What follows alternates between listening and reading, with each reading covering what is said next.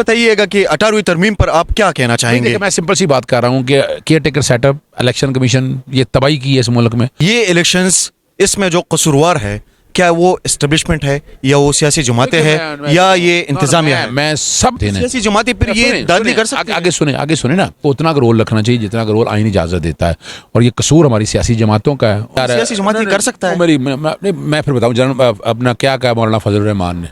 السلام علیکم سر. وعلیکم السلام. سر مجھے یہ بتائیے گا کہ ابھی بھی آپ الیکشن کمیشن آف پاکستان میں کھڑے ہیں اور اس دفعہ جو 8 فروری کو الیکشنز ہوئے، کیسے الیکشن کو دیکھتے ہیں کہ ایک دفعہ پھر پاکستان میں فری اینڈ فیئر الیکشن نہیں ہوئے؟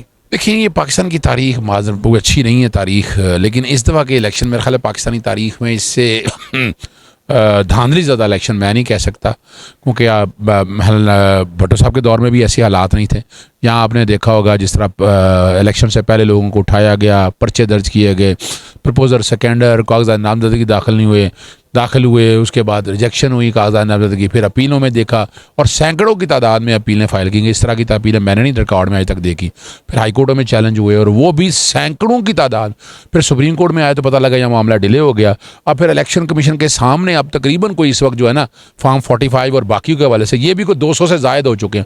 859 میں سے 200 سے زائد ہونے کا مطلب ہے 1/4، یعنی ابھی ٹرائبونل سے پہلے کی یہ پوزیشن ہے. یہ بتا رہا ہے کہ یہ الیکشن دھاندلی زدہ ہے. جس الیکشن پہ قوم کو اعتبار نہیں، جو قوم نے ووٹ ڈالا تھا وہ نہیں نکلا. سر کیا سمجھتے ہیں جو الیکشنز یہاں پر فری اینڈ فیئر نہیں ہوتے، قصوروار کون ہے؟ دیکھیں اس میں تو میں ایک چھوٹی سی بات بتاؤں آپ کو. سب سے پہلی تو بات ہے کہ جو نگران 18ویں ترمیم کے ذریعے جو یہ بنایا گیا نا کہ الیکشن کمیشن اپوزیشن لیڈر ایک جاتی حکومت اور ایک آنے والی حکومت کے ساتھ مل کے، ذرا بات کو سمجھیے گا میری. کیئر ٹیکر سیٹ اپ جانے والا اور آنے والا. کیئر ٹیکر سیٹ اپ آپ کو پتہ کون تھا اس دفعہ؟ راجہ ریاض نون لیگ کا تھا اور لیڈر آف ہاؤس بھی نواز شریف ان کا اپنا تھا.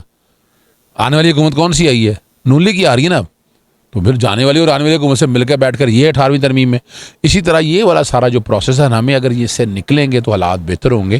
میں آج بھی سمجھتا ہوں کہ یہ والا الیکشن کمیشن کی تعیناتی کیئر ٹیکر سیٹ اپ یہ بتائیے گا کہ 18ویں ترمیم پر آپ کیا کہنا چاہیں گے؟ میں سمپل سی بات کر رہا ہوں کہ caretaker set up, election commission یہ تباہی کی ہے اس ملک میں، اور ہم نے غیر ضروری اختیارات دے دیے ہیں آؤٹ آف، یعنی اسٹیبلشمنٹ کا بھی آپ کہہ رہے ہیں. میں اسٹیبلشمنٹ کا ایک اچھا رول نہیں ہے سارے معاملے میں. ان کو اتنا کا رول رکھنا چاہیے جتنا کا رول آئین اجازت دیتا ہے، اور یہ قصور ہماری سیاسی جماعتوں کا ہے. انہوں نے خود اپنے پاؤں پہ کلہاڑے مارے ہیں، اپنے آپ کو کمزور کر لیا ہے صرف اپنی ذاتی مفادات کے لیے. ملکی مفاد کے لیے سوچیں تو بہت کچھ بہتر ہوگا. اسٹیبلشمنٹ کا ایک رول ہے، اس کے بغیر ملک نہیں چل سکتا، مگر یہ نہیں کہ اس کا رول اس حد تک لے جائیں کہ الیکشن بھی اپنی مرضی کے نہ ہو سکیں. سر یہ الیکشنز اس میں جو قصوروار ہے کیا وہ اسٹیبلشمنٹ ہے یا وہ سیاسی جماعتیں ہیں یا یہ انتظامیہ ہے؟ میں سب سے زیادہ قصور اس میں سیاسی جماعتوں کا مانتا ہوں.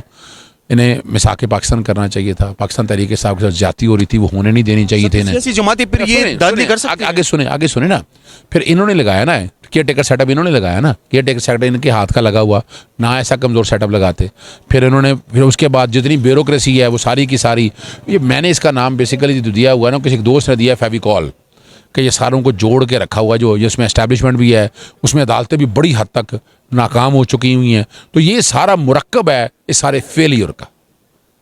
سر جو آپ کہہ رہے ہیں تو پھر خان صاحب کو جب 9 فروری کے رات جو ان کو رخصت کیا گیا تو اس سارے معاملے میں بھی سارا قصور جو سیاسی جماعتوں کا ہے. اوہو اب تو کوئی ڈائٹ رہ گیا یار. میری ایک بات سنیں، خود کیا رہا سیاسی جماعت کر سکتا ہے. میں پھر بتاؤں جناب اپنا کیا کہا مولانا فضل الرحمان نے. تحریک عدم اعتماد کا کوئی ڈاؤٹ رہ گیا؟